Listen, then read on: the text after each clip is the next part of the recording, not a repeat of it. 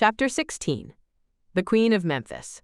"You shall rule in Memphis, and I shall stay in Alexandria," Ptolemy said, arguing with Thais. For the first time, they were on the brink of a divorce. She reproached him for breaking his vow not to take another wife after Syreeta, who he abandoned in Babylon. Now that he was an acknowledged king of Egypt, he'd fallen in love with Berenice and married her secretly, setting her as the queen in Alexandria. And before that there was Eurydice, who bore him a son after he took her by force in Ionia and brought her to Persia. For the first time, Ptolemy did not yield to Thais' demands. In 10 years of victorious campaigns with Alexander's army, during which cities were crushed and thousands were subject to rape and violence, he had become accustomed to going through hundreds of women without giving it a single thought. One more, one less. Is it really worth talking about? Ptolemy thought naively. He was preoccupied by other things. He had recently realized that his efforts to transform Egypt by introducing the spirit of Hellas, along with Alexander's genius, had been in vain.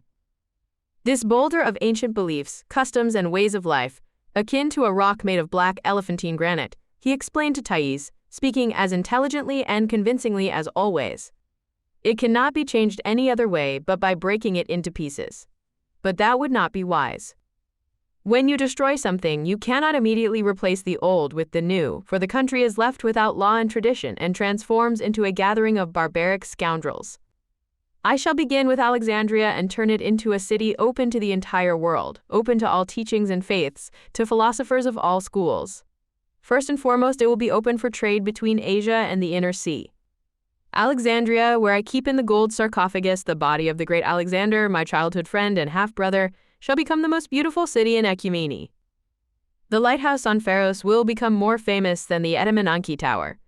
I shall also build a museum for the philosopher. I have already collected more scrolls and books at the library than in any city of Hellas. I gave an order to the captains of all ships arriving to the Alexandria Bay to inform me of the new works of art, scientific discoveries, and famous books.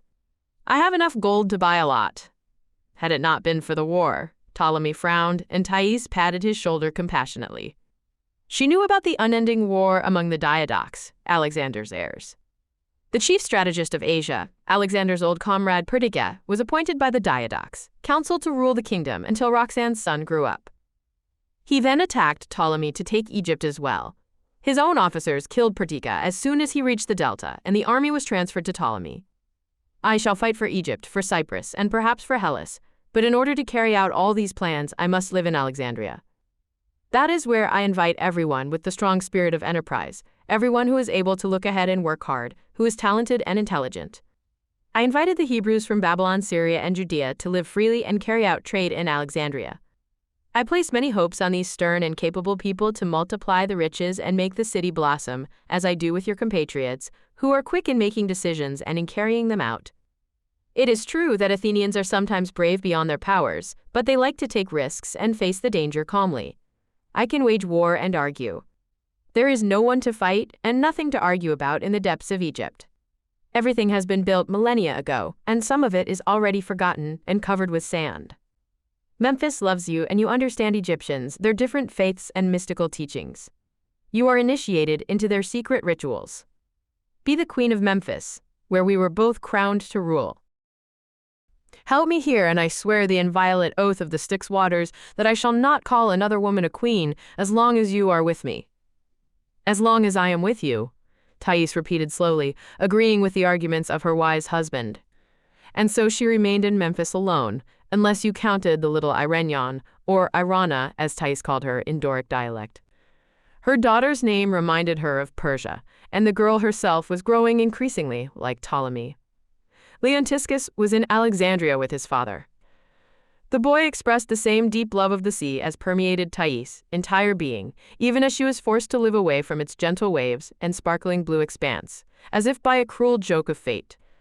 The people of Memphis honored their queen more for her kind eyes and striking beauty than for any real power, which was in fact held by Ptolemy's envoy. Thais never tried to be an imposing ruler, having taken upon herself palace celebrations, receptions for the ambassadors, and temple ceremonies. All of this was wearisome for the lively Athenian. The Egyptian traditions required the queen to sit motionless for hours atop an uncomfortable throne, wearing heavy jewelry. Thais tried to make her receptions and participation in the celebrations as brief as possible. She had to limit her riding outings to evening twilight and dawn hours. The Egyptians could not imagine their queen galloping on horseback instead of riding slowly and solemnly in a gilded carriage. Salmak met her end there, and they purchased a similar gray Libyan mare for heiress. Boanerges was approaching the age of 20, and while was no longer as playful, he was still light and swift on his feet, jealously not letting any horse pass him. The beautiful pacer, purchased from the Queen of Amazons according to rumors, always attracted attention in Memphis. That did not help keep their riding secret. In the evenings, Thais liked to sit on the steps of the neat temple facing the Nile, watching the dark, mighty river as it rolled toward her native inner sea, waiting for the reflections of stars to sparkle in the river. These evening visits became her favorite kind of rest. Of all the mandatory signs of power, she left only the gold tiara in the shape of a snake, the sacred uraeus that descended upon her forehead. Eris sat one step lower, glancing at two shy Egyptian girls from noble families who carried a fan and a mirror. It was their duty to accompany the queen everywhere. Cool winds sometimes fluttered in from the river, and the Egyptian girls, completely nude save for the colorful beaded necklaces and sashes, shivered and clutched at each other. Eris silently signed to them, pointing at a large coverlet of the finest wool. The girls smiled gratefully, wrapped it around themselves, and left their queen to sit in peace. The Nate temple, where she had been initiated into the Orphic teachings and began studying the wisdom of Asia, had long since become a home for Thais. The temple priests remembered the Delos philosopher well, as they did her prior visits to the temple, and were not surprised when 9 years later she revisited the temple in all the splendor of the beautiful Queen of Egypt. Since then, Thais had sometimes secluded herself in her former room between the thick pylon walls, and had become friends with the high priest of the goddess. The friendship between the young queen and the old temple servant began with the Athenians' attempt to discover the fate of Hesione and Nearchus. Fulfilling the wish of their late king and friend, as they promised just before his death, Nearchus had inherited the entire fleet and sailed around Arabia in order to continue the route to Egypt and Nubia across the Erythraean Sea. After 2 years passed with no news of Nearchus, Thais decided that, no matter how big Arabia was, the sailors had to have reached their goal and sent word. She had heard about the trips taken by Egyptians to punt across the Erythraean Sea in the days when Hellas had not even existed. So she began looking for knowledgeable people. It turned out to be a short search. The high priests of the Neat temple had access to secret archives where records and maps of the voyages to the distant eastern shore of Libya were kept. The Egyptians had traveled there 2,000 years prior, searching for gold, ivory, incense, slaves, and rare animals. Thais' most vivid memory was of visiting the archive somewhere in the ancient temple underground, near the small pyramid. There she had seen 4 attendants, or priests, with emaciated faces of fanatic ascetics, dressed head to toe in the green robes of distant land scholars. They had accompanied the queen and the neat priest, who served as an interpreter for the ancient sacred language. The green ascetics either knew no other language or did not wish to speak any other way. Fragile sheets of brown vellum covered with mysterious lines, hieroglyphs, and markings shaped like flying birds were unrolled before Thais. You said that shortly before the death of the great Alexander, Nearchus arrived at Babylon with new discoveries, did you not? The neat priest asked. His assistant Archias confirmed that the sea from the Euphrates Delta was but a gulf between India and Arabia, quote, Thais said. And Agirion stated that the southern coast of Arabia stretched infinitely far southwest. The neat priest translated to the archive keepers, and their eyes flashed. One said something in a low voice and knocked the largest sheet, unrolling it on a stone tile with his knuckles. We do not know about the Gulf, Thais' companion translated. But here is the shore of Arabia, going to the west and southwest. Here it ends in a kind of angle, turning northwest through the narrow gates of the sea you call Erythraean. That sea has been traveled back and forth by our seamen. Its length has been measured to be 500 sk hens or parsangs from the gates to the Neho Canal. 2 months of sailing, God's willing. Then shouldn't Nearchus have been in Egypt a long time ago, Thais asked. All 90 ships of his fleet could not have perished. Queen, your majesty judges correctly. What could have happened then? The neat priest translated her question. The archive keepers mumbled words as mysterious as chants, poked their dark, thin fingers into various spots on the dusty map, and finally reached an agreement. The land scholars say that the fleet leader did not make it into the Erythraean Sea, the neat priest said with authority. That could not have happened to Nearchus, the most skilled of sailors. He has the best navigators from Phoenicia, Egypt, and Cyprus. It could happen in that area. If your majesty would please look here, this is the southern shore of Arabia, stretching in the direction of India to the east and north for several hundred sk hens. From the sound it is opposed by the huge Cape of Nubia, or Libya as you call it. The Cape of Fragrances protrudes into the great ocean like a horn. Our sailors traveled around it, facing great dangers on their way to Punt. It reaches halfway across the edge of Arabia. Then look here, Queen. Nearchus' fleet was sailing along the shore to the southwest. Terrible storms often take place there. They bring sand and dust from the deserts of Arabia, obscuring the sea for many sk hens. Nearchus could have gotten caught in such a storm when his fleet was across from the Cape of Fragrances. The shore of Arabia curves to the south near the round bay with the Cape of Pearls. Right across from that spot, the Horn of Nubia approaches as closely as 80 sk hens. Imagine now that a strong sandstorm carried the fleet to the south. The ships could have accidentally crossed the gap between Arabia and Nubia. Further, from the east side of the Horn, the shore travels south, curving more and more to the west. What would a fleet leader do who was initially traveling southwest along Arabia? He would continue sailing along the shore of Libya, thinking he is sailing by Arabia, Thais replied without hesitation. Indeed. See? The shore to the south from the Cape of Fragrances goes southwest to the Punt for 500 sk hens. Further along it turns southeast, and that is where the fleet leader would discover his mistake. Then what? I cannot tell you that, for I do not know Nearchus. He may turn back. If he is strong and brave, he would go forward and around, as Phoenicians have done when ordered by the great Neho. The Cretan is stubborn and strong, Thais said sadly. Besides, Alexander himself dreamed of sending ships around Libya, having heard nothing of Neho. Then expect the fleet in 3 years, as it happened with the Phoenicians, the priest replied. 2 years have already passed. 5 more years passed, and it became obvious that Nearchus' fleet had vanished without trace in the vastness of the sea. Along with him, the daughter of the snake had gone forever from Thais. Life. Eris was all that was left to her. The unavoidable losses followed one after another. She hadn't heard from Lysippus in a long time. He sent word once that he'd sold the Anariomena to Seleucus, who traded her to the Indians for elephants. Lysippus did not know how many elephants they offered, but 25 talents, added to the 12 talents that made up the value of the silver, added to 220,000 drachmas, which was an enormous sum. She wrote to her teacher, asking him to use the money for the school of sculptors in Carius, which he had dreamed of starting for a long time, but she never received an answer. Something must have happened to the great sculptor. Or had the endless war over Alexander's inheritance in Ionia and Mesopotamia interfered with the letter?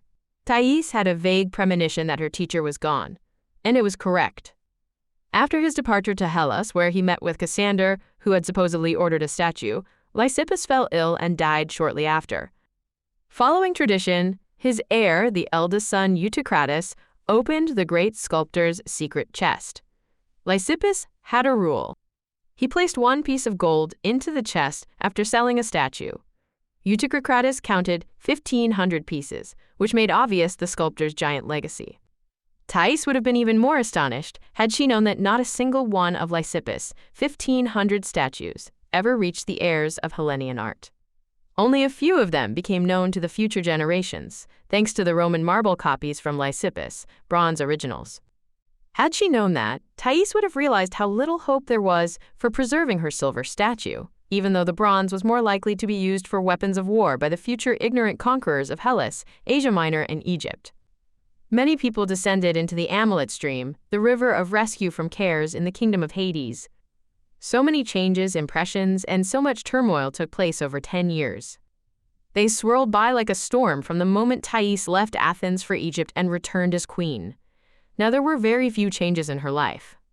Time flowed slowly, like the Nile during winter. Was that the case for all who reigned without ruling, with the queens whose husbands remained the true rulers? Thais realized Roxanne must have felt the same way with Alexander, and probably felt even worse now that he was gone. Little Alexander, who was born 2 months after the death of the great army leader, was guarded like a talisman and a symbol of power. First by Antipatros, the chief strategist of Hellas and Macedonia, and now after his death by Antigonus the One-Eyed. Aristotle died too, outliving his great student by only 1 year. Lyceum in Athens was now run by the scholar of plants, Theophrastus. There, serious students still walked among the splendid pine trees and chestnuts, having been allowed to obtain secret knowledge. The Athenians came in the evenings to listen to philosophic talks. In Ecbatana, Lysippus had told her about the birth of the new movement of Stoics, who stated that all people were equal citizens of the world. They founded the first true system of evaluating one's behavior not based on one's faith in divine word, but on the importance of one's life to the society. The priest interrupted her thoughts. "Would your majesty like to learn anything else?" Thais was startled from her thoughts. They were approaching the Knight Temple, where a worried heiress paced gracefully up and down the broad staircase. "Tell me, father, why did they show me the secret drawings of land and sea, but did not do it for Alexander or even for Nearchus? We were not asked, and knowledge only goes to those who seek it. You are one of us. You are harmless and not powerful, because you do not seek power. A great genius, an army leader, or a ruler, regardless of his origins, has yet to bring happiness to people. The greater he is, the greater the trouble. People usually follow laws that are thousands of years old, having grown from the healthy experience of generations. They are connected by the necessity of life, faith, and service to gods and power. A great man places himself above all things commonly human, destroying the foundations of existence and making the eternal mistake of reducing his deeds to nothing, thus plunging him into the abyss of darkness. Godlike people only bring happiness when they have no power. People like philosophers, healers, poets, or artists. Do you believe Alexander only brought suffering and misfortune? His deeds have yet to be weighed on the scales of time, and the gods of destiny have yet to count the black and white sides of his life. My mind is too small to comprehend the enormity of his accomplishments. Initially, he was given beauty and physical strength, a brave heart, and a clear, all-encompassing mind, as well as knowledge. Then he obtained military strength, tough hearts, and tempered bodies of Macedonian and Hellenian soldiers. He wanted to multiply his knowledge, but multiplied his wealth instead, having taken at once that which was stored over the centuries by a large people in a large country. Due to his youth, he gave away the treasures thoughtlessly, being neither greedy nor wasteful himself. He gave it into hands that were as unworthy as before. Except the prior owners kept it in their own country, and the new ones, having received it easily, spent it on trifles across strange countries, having enriched greedy and calculating merchants and sold for pennies the ancient works of art and tens of thousands of enslaved people. And so Alexander's forces fractured and lost any sense of purpose. The natural resistance of the people fighting against the intrusion into their native lands brought forth savagery, cruel and bloody violence, the killing of the innocents that was offensive to the gods. Instead of studying the land and establishing peace, learning the common traits among the customs, beliefs, and goals that unite all people of the world, endless circles of future power struggle emerged, along with intrigue and misfortune. And here we are today, several years after the split of the empire. There is still bloodshed and war going on in Hellas, Ionia, Mesopotamia, and on the islands of the Green Sea. Then why did it happen that way and not differently, father? Thais asked. It could not have been different if he who has power, gold, and the will to alter fates of countries and people does not understand that each part of his might has a reverse side. This reverse side will inevitably be presented to him by fate unless he is careful. For gold, the result is humiliation, envy, and struggle for wealth in the name of wealth. For power, it is cruelty, violence, and murder. For will, it is persistence in the use of power and gold and blindness. What can protect us from these evil forces? Love, my daughter. All three of these powerful levers must be used with love and in the name of love toward people. Does not love have a reverse side? Alas, but on a different, more personal level. Relationships between people can bring forth the desire to humiliate others, torture, and drown them in mud. Light-filled hearts do not have this, but a member of the mob who has been beaten and humiliated, either personally or through his ancestors and relations, can be subject to this. You did not tell me how to guard against this, father. Always keep to the middle and keep an eye on the edges. Oh, I know. My teacher told me the same thing. Apparently, wisdom universally arrives to the same conclusion. Have you read the inscription at the front of this temple? I cannot read the sacred language in ancient writings of Egypt. Mede Nagan. Nothing superfluous. Moderation is the noblest thing. Hubris, or obnoxious arrogance, is the worst. Know the depths of your heart. The same is inscribed on the Temple of Apollo in Delphi. That confirms what you said about universal wisdom. Then the face of higher wisdom turns toward people always and everywhere, bypassing the gods?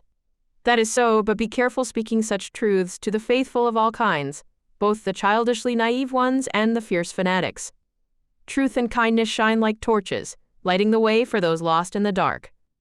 But one carrying a torch can stumble into a shed of oil that goes up in flames from the slightest spark. Thais studied the old priest, then suddenly asked, "Tell me, are you not surprised that the Queen of Egypt does not read Egyptian?" "No." "Do you think many queens knew the sacred language? If so, you are mistaken. You have surpassed many, not just in beauty but also in the knowledge of different faiths. Faith is the soul of the people. It gives origin to customs, laws, and people's behavior. You sing at the ceremony of the Mirror of Isis like a true Egyptian, dance the sacred scarf, dance like a Phoenician, ride a horse like a Libyan, and swim like a Nereid of the Green Sea. This draws to you everyone who inhabits the Black Land. How do you know?" the old man chuckled. "Tell me, father, if I want to know more about the distant lands of Libya and Nubia, will you help me?" "I shall," the old priest agreed without hesitation. Thais started gathering all geographic information, descriptions of rare animals, gems, and plants, gathered in Egypt over 4,000 years. Most discoveries had been made 30 and 20 centuries before by the envoys of the pharaohs of Upper Egypt, who chose Siena and Elephantine as their residences. These brave and proud people called themselves chief caravan leaders of the South, and rulers of all that is and is not. The young queen particularly liked those titles. The rulers mapped a route on land into the depths of the mysterious continent, of which Hellenians did not have a clear idea. Not even after Herodotus, although the seafarers of Crete knew more than he did. The priest and the queen became friends. The people of Memphis came to know that Queen Thais liked to be alone in the evenings, so they never violated her solitude. The Athenian immersed herself into memories during the uncommonly quiet Nile evenings, when the twilight clothed all earthly things in transparent fabric without color or shadow. Thais stopped dreaming and frequently thought about the past. Perhaps it was the sign of approaching old age, with no more visions of the future, longing for things that could not be and desire for a new turn in life. The observant Athenian could not help but notice the sharp division in the life of the Egyptian people and their rulers. Hellas was different because even during the age of tyranny, people and their rulers stood together with common rituals, habits, and duties to the gods and spiritual life. Egyptian people led their own existence, pitiful and colorless. The rulers made up a small group of the privileged, whose existence had no purpose or sense even to themselves, save for the struggle for power and wealth. When Ptolemy became king, matters did not change, at least not in the heart of Egypt. What was she for then, the queen of Memphis? Was she to contribute to a bunch of parasites? After her initial enjoyment of the outward side of power faded, Thais began feeling ashamed of it all. She now understood why the monuments and temples fell to ruin, and pride and glory of the illustrious past were being covered with sand. The people, having lost their interest in life, and the nobles who did not understand the meaning of ancient beauty and did not care about anything but small private matters, certainly could not protect the great multitude of architectural and art treasures of Egypt which had accumulated over millennia. Troubling thoughts tormented Thais. She secluded herself in the upper hall of the palace with its blue ceiling and pillars of black wood, with heavy drapes of pale gray fabric hanging between them, reminding her of the grooved columns of Persepolis palaces. Harsh daylight reflected the blue ceiling in two enormous metallic mirrors. Thais stood before them, holding a round hand mirror with a handle in the shape of a lioness, and examined herself from head to toe. Her strong body had lost the daring exaltation of youth, but remained flawless even now that Thais was over 37 years of age and her two children were growing up. It had become stronger, broader, and acquired more pronounced curves, but, much like her face, it had withstood life's trials.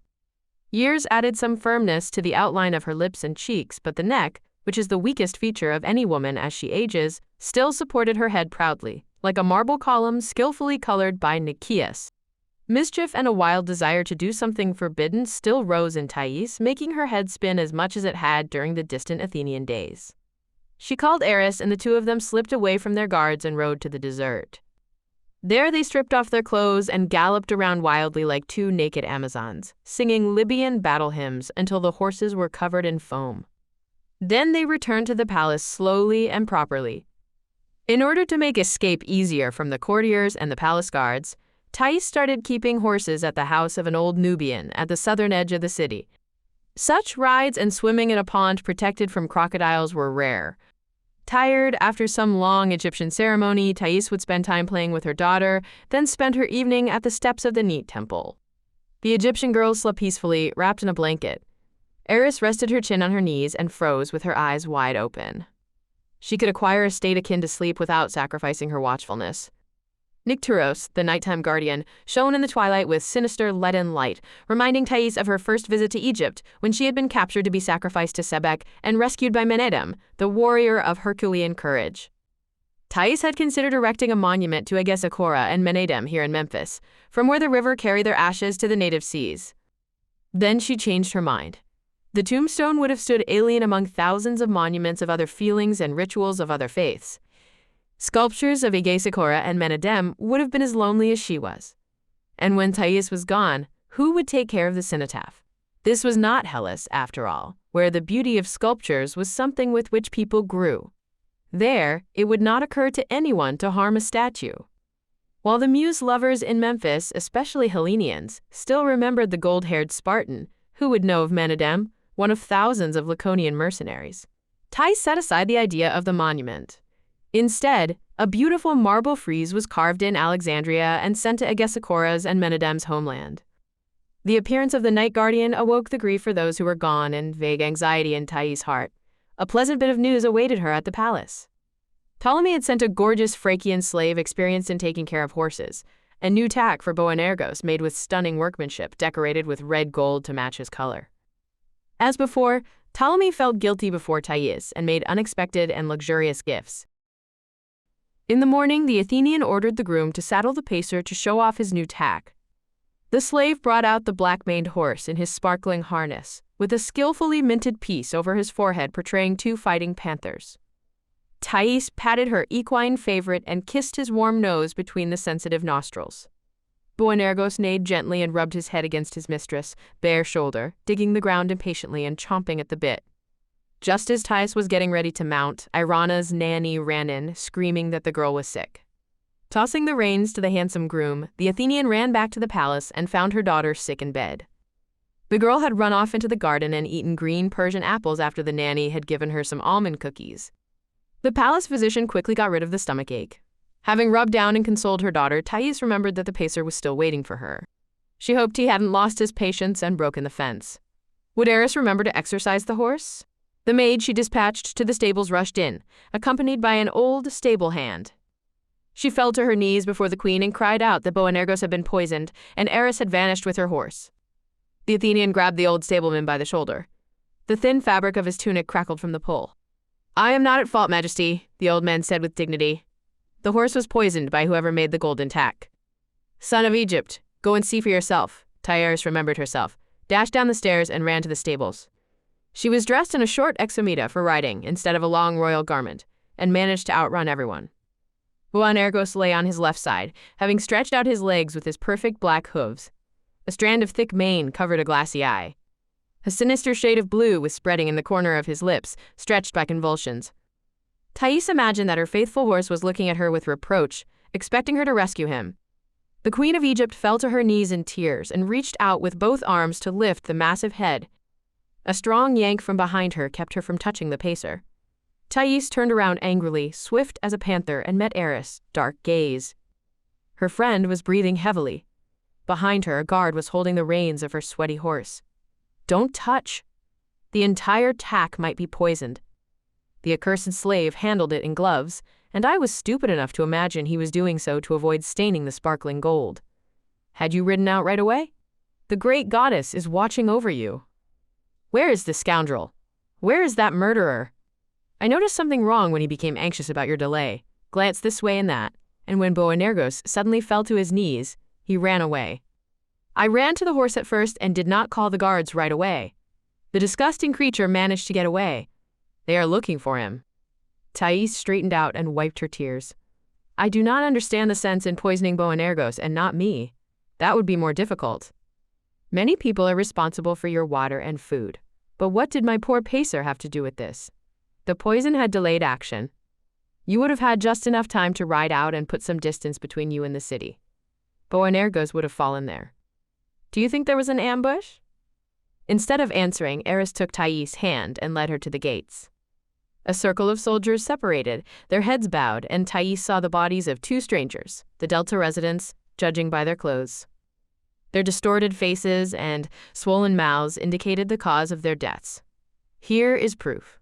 We would have both dismounted to take care of the horse, and these two had long daggers. I rode to our favorite spot behind the red obelisk with a group of soldiers. We surrounded them, but these hyenas managed to take poison. Whoever sent them was skilled in such matters and supplied everything to cover up the tracks. They knew the time and place of our rides. And here we thought we were riding in seclusion. But you do not think that? Of course not. The courageous warrior, just ruler and lover of women, he is not capable of this. No, I sense the hand of someone experienced in court intrigues, possibly a woman. Thais shuddered and clenched her fists. Let us go to Boanergos. Soldiers in stable hands stood around the pacer, waiting for instructions. Put on gloves and take off the tack, Thais ordered. She turned to Eris. If only I had time to think, she said bitterly. Whoever sent this gift was careless. Do such people always consider themselves smarter than others? What if it's proof to someone who feels he deserves a favor? Eris asked. My wise goddess, the Athenian exclaimed, putting her arms around the black priestess. Then this was probably not her either? Eris nodded in agreement. Not her, but someone who would benefit from her being a queen. Benefit is a terrible word when it comes from someone who has power over others. So many underhanded deeds are done for that reason. Thais made a decision. She turned to the men. Wrap the tack in canvas, dip it in hot wax, and sew it into thick leather. I shall apply my seal. Take my Boanergos to the red obelisk. Make him a grave at the edge of the plateau overlooking the valley. Call the stone carvers working on a new pylon for the new temple. I wish to speak with them. I also want to see the royal sculptor Habao. Thais consulted with the craftsman till evening, until she decided to erect a vertical slab at Boanergos, tomb with the bold outline of the pacer running toward the rising sun. The sculptor insisted he be permitted to portray the queen and all her sacred names. Thais forbade it and ordered only one inscription in Greek, Boanergos, horse of Thais. At the same time, she asked Eris to gather all her favorite things, jewelry and clothes. She ordered all mementos from India and Mesopotamia to be placed in a separate treasury, entrusting the matter to the faithful Roikos. The Thessalians' family now consisted of 7 people, including his second Phoenician wife. Thais had long since picked up on the Macedonians and Hellenians' attraction toward the Phoenician and slant-eyed Scythian women from the distant eastern mountains. Both made splendid wives, faithful, strong, and caring hostesses. Roikos, eldest son, who was learned in sciences, became a treasurer in Thais' house. He was ordered to count and gather all liquid cash, gold, and valuables, of which there was much. Having finished with business, Thais settled in an ivory chair. What are you thinking about, Mistress Queen? Eris said with uncommon gentleness, running her fingers through Thais' unraveled black braids. Thais was silent. Has a queen ever abandoned her kingdom and left the country she ruled? Eris asked. Would that be a weakness, unsuitable for the elevated state and destiny? If the queen does not rule, then her position is imaginary, Thais replied, matching her tone. Would it not be smarter to let someone else have this position? Someone who would not be imaginary? In Memphis? In Alexandria? There will be no more queens here, only the envoy who is already running everything. However, it is too soon to speak of it. I want to go to Ptolemy and discuss the circumstances with him. It has not been long since the king expressed his highest appreciation for your contribution here. The information you gathered about Nubia, Punt, and Libya in general became a foundation for studying the geography of the entire country at the Alexandrian Museum. He also praised the boatmen of Queen Thais. The Black Priestess spoke of the groups of young people hired by Thais to serve in heavily populated areas along the Nile. Many small children living near the enormous river drowned or were killed by the crocodiles. Swift light boats with green flags now sailed along the shores, always ready to assist children and animals. Thais was fond of both, and they reciprocated with utmost trust. Eris thought she heard a rustling among the garden shrubs. Putting out the lantern, she peeked down. A dark, windless night enveloped the small palace, which had been chosen by Thais to be her residence in the garden district of Memphis. Leaves did not move, dogs did not bark, only bats dashed around. Both friends could hear their barely audible peeps. Being able to hear the bats was a measurement of age among Hellenians and Egyptians. When someone stopped hearing the bats, he turned the corner toward old age. "I shall go and check the gallery," Eris whispered. "I am worried about that handsome slave who managed to escape. He wouldn't dare." "Not after his accomplices perished," Thais objected. "Possibly. Still, I'd like to check. Do not put on the light." Eris dissolved in the darkness. The upper rooms of the palace were aligned along a gallery connected to the open veranda on the east and north sides of the house. The gallery was separated from the veranda by the sliding papyrus hangings, and from the rooms by blue translucent drapes stretched tightly between wood posts. Luminaries were lit along the northern gallery, lighting Thais' dark room with a semblance of moonlight. Suddenly, a clear silhouette of a nearly nude man carrying a short stick appeared against the drapes. Thais rose noiselessly, reaching out for something suitable for defense, and picked up an onyx vase that weighed nearly a talent. A second shadow, Eris, appeared behind the first, pulling out her terrible dagger. The first shadow paused and listened. Thais approached slowly, raising the vase above her head. Eris paused as well. The man with the stick stood still, then whistled almost as quietly as a bat. A third shadow with a long knife appeared behind Eris. All that followed took place almost instantaneously. The first man pulled out a knife from his loincloth and sliced through the drapes. The third shadow, seeing Thais, made a dull warning sound to his accomplice, but the latter had no time to turn around as he received a dagger through his left shoulder. Thais shouted, "Look out!" The black priestess turned around, and the second assassin attacked her. The Athenian threw the onyx vase at the Phrygian's familiar face as hard as she could. The murderer managed to throw his knife at the same time. Thais threw the vase, and Eris fell at the feet of her victim in a pool of blood. Guards and nearly all of her palace servants rushed in, having heard the queen's screams. Fortunately, after Ptolemy's insistence, the staff included a skilled physician. A dozen luminaries were lit. Thais forbade taking Eris to her room. She was placed on the queen's bed.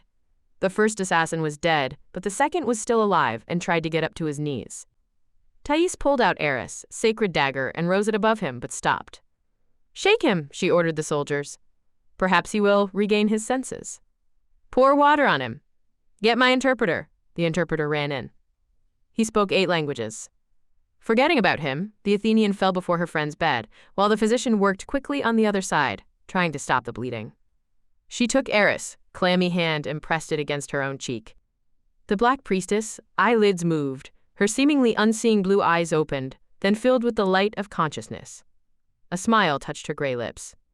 "Like a Hellenian," Eris whispered, barely audible. The queen's bitter scream made everyone in the room fall to their knees. "Eris, my beloved friend, do not go, do not leave me alone." Only then did she fully realize how precious to her was this Melina Imiero, Kaikale, black but beautiful through and through, as Eris' friends called her. Eris was more dear than anything in the world, more dear than life itself, for life appeared impossible to Thais without the divinely strong, calm, and intelligent friend. All of the queen's associates respected Eris, despite her outward solemnity. She liked good people and good things, although she never insisted on gaining the friendship of the former or the possession of the latter. She had no false pride and never wished to humiliate others or demand special attention or honors for herself. Unyielding simplicity, complete absence of unworthy desires, and envy gave her strength to get through any challenge. Eris understood from the first glance the innate loveliness of events and objects that most people miss. Her incredible beauty had stopped being a weapon since she'd left the temple of Cybele Gaia. While poets celebrated her and artists went to great lengths to get her as a model, the Athenian was often surprised how few people understood true meaning and the power of Eris' beautiful image. Compared to Thais, she appeared more mature, as if she possessed a deeper understanding of matters and things than other people. At times of merriment, Eris equaled the Athenian, who was still a girl at heart, fond of crazy and mischievous tricks. This divine friend, sent to Thais by the Great Mother, or Aphrodite, was departing from her into the dark kingdom. Thais felt as if her heart were also dying, that the shadows of the dead was gathering, Menedem, Aegisicora, Leontiscus, Alexander. Holding back sobs, Thais whispered a prayer to the three all-powerful goddesses, begging them to bring Eris back. As if in response to her plea, the blue eyes opened again, filled with the warm light of life. "Do not grieve, my friend, I shall wait." Even in her perilous condition, Eris did not forget her promise to wait for Thais in Hades, in the fields of asphodels along the river, to cross it hand in hand with her friend. Thais could no longer contain the desperate surge of grief. Roikos decided to send for the high priest of Neet, afraid that the queen would die of shock. The old priest walked in, catching his breath but never losing his majestic posture. He leaned over the unconscious Eris, took her hand and held it at length. He then touched the queen's shoulder. Thais lifted her grief-twisted face and met the calm, sad gaze of her friend. "I think she will live," the priest said. Thais caught her breath, unable to speak a word. "I sent for our physicians to help your Hellenian. I recall your mentioning the substance from the mountains near Persepolis. Do you still have it?" Yes. I'll get it right away." Thais rushed for the chest, where she kept the fantastic medicines of Mesopotamia, India, and Bactriana. The priest found a dark brown clamp which resembled tree resin and handed it to the newly arrived middle-aged Egyptians wearing simple white robes. Modest but self-assured, they discussed something with the palace physician, crushed a piece of the medicine into some milk, and, unclenching Eris' teeth, made her drink it. Her wound was covered with a bunch of bluish herb with a strong, strange scent, and it was firmly bound. "Now your majesty must drink this," the priest said, handing Thais half a cup of a drink that looked like transparent, slightly glowing water. "Otherwise the shock you had sustained today may cost you dearly. Wounds of the heart must be treated immediately, for the consequences are distant and uncertain." Thais took the cup, remembered something, and set it aside. "I thank you. I have one more thing to take care of. Call the interpreter." "What can you tell me?" she asked the pale Phoenician waiting for her at the gallery. "Very little, queen." The son of Hyena only uttered a few words in Phrakian. From them we understood that 4 assassins were dispatched, which means we got them all. He spoke a name. I wrote it down for fear of a fateful mistake. Here, the interpreter handed a writing slate to Thais. "It is a male name, sounds Ionian," the Athenian said after a pause. "Your majesty is correct," the interpreter said, then bowed. "Where is the assassin?" "The son of Hyena went mad with pain. We killed him to stop the torture, unsuitable for a living being. You did well." "I thank you." Returning to the room, Thais listened to Eris, weak, even breath, and addressed the old priest. "Now give me the medicine, my friend. I shall visit you soon, once Eris is out of danger, to ask important advice." "I shall expect your majesty," the old man bowed. "And I shall be sad to part with you." Thais shuddered, took the cup, and downed it at once.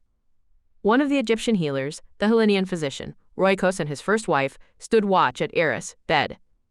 Assured that Eris would be watched, Thais settled nearby on an additional bed that was brought in for her. Glittering spots flowed before her eyes as the Egyptian potion swiftly acted. 3 days later, Eris was able to sit up in bed. Smiling weakly, she said she had never been that close to the threshold of Hades. Strangely, she said, death from loss of blood could be pleasant. You simply lose your strength and dissolve in the nothing. Had it not been for you, I would not have wanted to come back, Eris said, sighing. Are you unhappy with me? The Athenian reproached her gently. Do not think that. It is just that the older you become, the more sadness you know from the understanding of life and its unstoppable flow. Once you take the step toward the Great Mother, you do not wish to return. Had it not been for you, I would not have. Thais kissed her friend tenderly and her eyes filled with tears again. Eris wiped them off and told Thais she was sleepy. The next day, Thais wanted to go to the Neet temple on foot, but yielded to the black priestess and rode properly in a carriage under fans, accompanied by 30 horsemen. 6 huge Nubians accompanied her up the stairs, keeping their hands on their swords and fighting sticks and peering around. Thais smiled inwardly. After eliminating the 4 assassins, there was no immediate danger, although she had ordered strong guards to remain around Eris' room. Everything inside her was singing with joy. Eris was alive, fully able and recovering swiftly. Compared to her own mood, the high priest of Neat appeared thin, aged, and sad to her. "What is wrong, my friend?" Thais asked. "Perhaps you need a healer's assistance, or my brown medicine. Hold on to the medicine. It has the great healing power of Gaia's sap flowing from her stone breast." "No, I am well, but I am sad because you decided to leave us. You will not judge me for this decision, will you? I made it final after Eris' wound. She and I are connected in both life and death. I cannot risk a friend who is always ready to offer her body to an assassin's strike in place of mine. I lost 2 beloved people here in Memphis, and I would have died had I lost this one." The old priest told the Athenian of an ancient prophecy about the last queen of Memphis. The prophecy overlapped incredibly with her own sensibilities. He added the people's legends about Queen Thais. They said she came from another country, became an Egyptian, and was able to absorb the spirit of the Black Land, to a degree that the priests of Sais, who kept count of true kings of Egypt, decided to include her in their list by giving her an Egyptian name. "What is it? That is a secret. Ask them. You can stop by Sais on your way to Alexandria." "I do not deserve this," Thais objected sadly.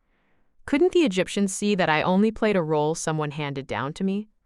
If an actress plays a role and awakens in people the memory of their past, noble feelings of the present and thoughts of the future, is she not a messenger of gods and a hand of destiny?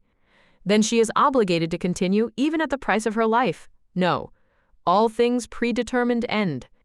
The role ends when the forces of the dark western deserts threaten the theater itself.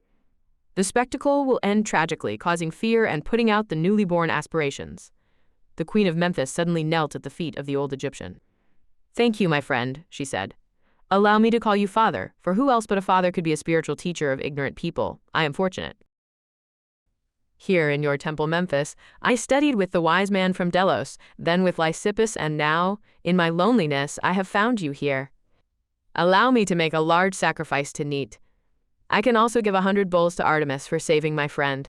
Only at the lowest level do people require bloody sacrifices to pacify the gods and destiny. That is because they place their gods at the same level as themselves, or even with beasts of prey. It is a heritage of dark ages, a custom of barbarian hunters. Do not do this. It is better to give the money to some worthy cause. I shall accept a bloodless sacrifice, so I may continue teaching true ways to young seekers of truth. What about Neat? Would a few people educated in true knowledge be more dear to the goddess than senseless animals roaring under the knife and drowning in blood? Then why do we carry on with these rituals and sacrifices?" The old man smiled weakly, glanced around, and, once assured of the absence of strangers, said, "Stupid and self-centered philosophers of other faiths had often asked questions they considered blasphemous. If your God is so powerful, then why does he allow people to be stupid? If he is all-knowing, then why does he need temples, priests, and rituals? And the answer is?" Thais asked anxiously. "A god occupied by people's affairs and acting like a human only exists in the imagination of people whose imagination runs shallow. He is needed at their level of faith, as one needs a place for concentration and prayer, as one needs the intermediaries, the priests. Millions of people still demand religion. Otherwise, they lose all faith, and therefore their moral rules, without which states and cities cannot exist. That is why, while people are still ignorant, we protect ancient faiths, even after having rid ourselves of superstition and fallacy.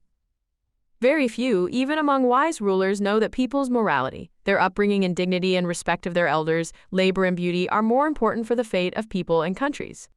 They are more important than siege machines, elephants, armored soldiers, and multi-warships. All this falls when people's morality and upbringing diminishes.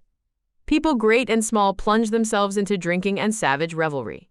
Faith, honor, and dignity drown in wine, the love of one's homeland and traditions of the forefathers fade away. Many kingdoms of Mesopotamia and Persia perish that way. The doom of Egypt approaches, as well as that of Hellas, Carthage, and the still young Rome, menacing with its legions. The most important things upon which a man stands are not weapons or war, but morality and laws of behavior among one's own people and others. You said Hellas too, Father. Yes, Majesty. I am aware you are Hellenian, but have you not noticed that the lower the morality and dignity among the people, the more the people try to prove their superiority over others by humiliating them? Even such great scholars as Aristotle have excelled in this lowly business. The poison had penetrated that far. Alexander had always opposed Aristotle. Thais objected. And I thank him for that. Do not rush to grieve. Even now, the savage separation between people is giving way to the ideas of equality and unification. I know about the Stoics, Father. There are more ancient teachers. You shall remember them when you have time to ponder. And our beautiful gods, the Athenian said. The priest raised a hand in warning.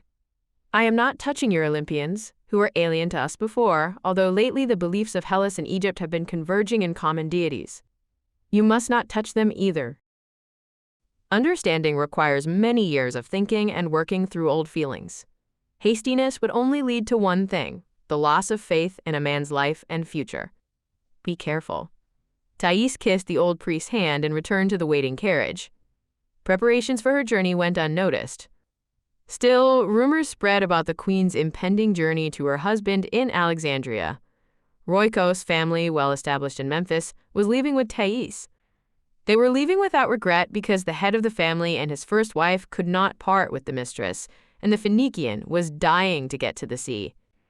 Irana's nanny was coming too. She was a young, half Hellenian, half Libyan, who was sufficiently educated for the family. She was not a slave, but had become attached to the little girl and had eyes for Roikos' eldest son. Prior to their departure, Thais took the still weak heiress on a boat ride among the blooming lotuses.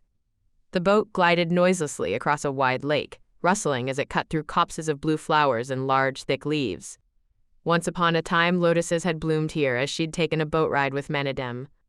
Was her royal privilege, the luxurious gilded boat, the striped tent, the well-trained Nubian oarsmen better or more enjoyable? Never.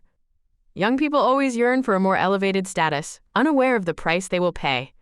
They have no idea that youth will eventually come to an end, and the time will come when they would be willing to give up all they had acquired so they could return to the happy hours of their outwardly simple but spiritually deep life and emotions of youth. Perhaps power and wealth would blind them and make them forget the past. That seemed to happen to many people. Just as well if that made them happy. Presently, there was no greater joy than to watch Eris, thin face livened by the surrounding beauty, and to listen to the happy chatter of little Irana. Thais, farewell to Egypt, would remain beautiful in her memory. Thais opted to leave at an early hour, to avoid too much notice, and kept the time of her departure secret. Regardless, a huge crowd of Memphis citizens showed up to see Thais off. They were genuinely sad and invited her to come back soon. Hundreds of wreaths made of sacred lotus flew into the water and onto the deck of her ship. Lotus was only allowed to be picked for such exceptional occasions. The ship undocked quietly, water splashed, and houses, temples, and pyramids sailed away. Thais would never see the strange ancient city again, though she had given it so much of her soul and so many years of her life. She would never come back to the philosophers' retreat, the Nate Temple. It was Tun, Eona again. Forever.